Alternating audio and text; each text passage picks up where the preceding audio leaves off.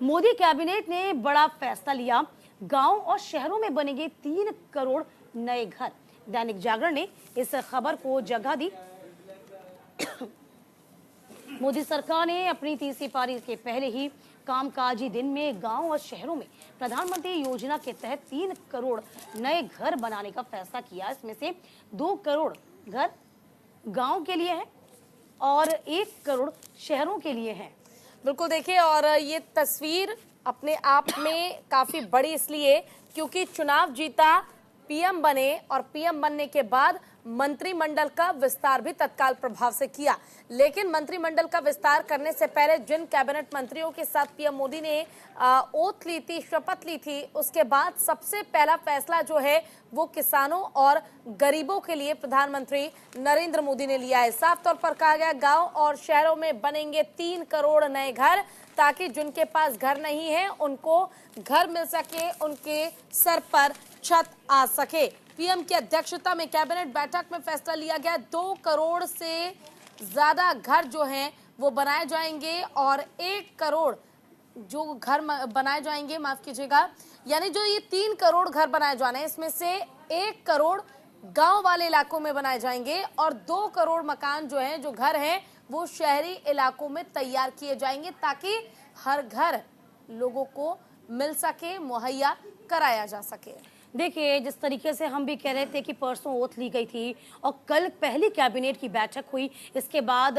मंत्रालयों का बंटवारा किया गया। ये पहले से ही पूजा तय था कि 100 दिन का जो प्लान था वो कहीं ना कहीं बीजेपी पहले से ही बनाकर बैठी हुई थी कि आज जैसे ही हम सरकार में आएंगे इन 100 दिनों पर हमको काम करना है। 100 दिन में जो कार्य योजना हमने तैयार करी है इसको इम्प्लीमेंट किया जाएगा, जिसमें से सबसे पहले जो कल साइन किया गया था वो सबसे पहला काम था किसानों के लिए। तो 17वीं किस्त जो थी किसानों की जारी की गई थी, आपको याद होगा, जिससे 9.8 करोड़ किसानों को फायदा होगा और 20,000 करोड़ की किस्त जो थी दी गई थी। अच्छा, इसके अलावा जिसका आप जिक्र कर रही हैं कि अब घरों का जिक्र किया गया कि किस तरीके से जो उनके पास घर नहीं है उनको घर की सुविधा मुहैया कराई जाएगी। तो बैक टू बैक जो आप कह सकते हैं, स्टेप बाय स्टेप जिसे कहना उचित होगा कि लगातार एक एक करके कदम लेकर बीजेपी आगे बढ़ रही है और तमाम वर्गों को साधने की कोशिश की जा रही है। क्योंकि यदि आप पूरे मंत्रिमंडल पर भी नजर दौड़ाएंगे ना तो आप ये देख पाएंगे 72 जो मंत्री बनाए गए हैं वो ऐसे ही नहीं बनाए गए। उनमें जाति समीकरणों का भी ख्याल रखा गया है, उसमें सामाजिक समीकरणों का ख्याल रखा है, क्षेत्रीय समीकरणों का ख्याल रखा है। ठीक इसी के आधार पर आप ये देखिए प्रायोरिटी पर किसे लिया गया। पहले किसान प्रायोरिटी पे लिए गए, उसके बाद जो वर्ग आए हैं जिसमें हम कह सकते हैं जो गरीब तबके का वर्ग है उनको प्रायोरिटी पे रखा गया। यानी कि एक एक करके हर एक काम को पूरा करने की कोशिश जो है इस वक्त बीजेपी कर रही है। बिल्कुल, बढ़ते हैं आगे।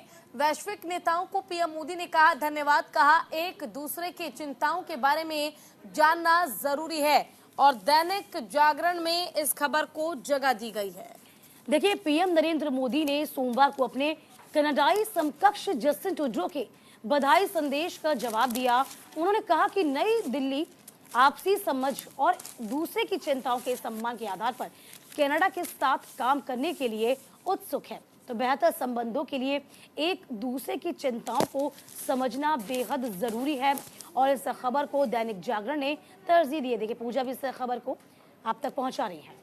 बिल्कुल, देखिए, बेहतर संबंधों के लिए एक दूसरे की चिंताओं पर ध्यान देने की काफी जरूरत है, ये कहा गया। हालांकि आपको बता दें कि नरेंद्र मोदी के तीसरी बार पीएम बनने के बाद लोगों में काफी उत्साह है, लोगों में काफी खुशी है। शेयर बाजार में भी जो उछाल देखने को मिला वो आपसे और हमसे छुपा नहीं। इसके अलावा अगर हम बात कर लें तो तमाम जो बाकी विदेश मंत्री हैं, चाहे फिर हम बाकी देशों के प्रधानमंत्री की बात कर लें, राष्ट्रपति की बात कर लें, बधाई देने वालों का तांता लगा हुआ है। प्रधानमंत्री नरेंद्र मोदी ने कनाडाई पीएम के बधाई संदेश का जवाब भी दिया है और दोनों देशों के रिश्ते ट्रूडो के आरोप लगाए जाने के बाद से काफी तलख थे, लेकिन अब ऐसा लग रहा है कि सब कुछ ठीक हो जाएगा।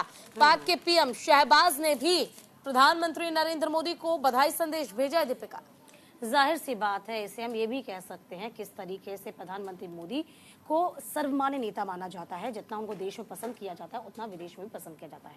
अब आप ये देखिए कि जिस तरीके से प्रधानमंत्री नरेंद्र मोदी के ओथ में सभी देश के जो हमारे जो आसपास जितने भी देश हैं, जो मित्रतापूर्ण से संबंध हमारे प्रगाढ़ हैं, उन सभी को हमने बुलाया था। ये कहीं ना कहीं हम कह सकते हैं कि कूटनीति का बड़ा संदेश देते हैं। आपको याद होगा कनाडा ने जिस तरीके से आरोप लगाया था, आपको याद होगा किस तरीके से खालिस्तान का जो खालिस्तानी आतंकी वहां मारा गया था, इसी को लेकर कनाडा ने कहीं ना कहीं सवाल खड़े कर दिए थे इंडिया पर। हालांकि इस पूरी बात को इंडिया ने बहुत गंभीरता के साथ लिया था। बैकफुट पर कनाडा की सरकार को आना पड़ा था। और अब देखिए, क्योंकि कनाडा भी जानता है कि भारत के साथ आप इस तरीके से संबंधों को खराब नहीं कर सकते, इसके जो परिणाम हैं वो दीर्घकालीन होंगे, यानी कि आगे इसको भुगतना पड़ेगा। तो फिलहाल जो हल्का फुल्का माहौल रखने की जो कोशिश होती है ना, संबंध अच्छे रहें, बने रहें, ये ज्यादा जरूरी होती है। और वक्त रहते ट्रूडो ने बात समझ भी ली। उनको देखिए, और साफ तौर पर जिस तरह से बाकी देशों के पीएम, राष्ट्रपति और बड़े बड़े नेताओं की बधाई संदेश पीएम के पास पहुंच रहा है, इससे ये सब जरूर स्पष्ट हो जाता है कि तीसरी बार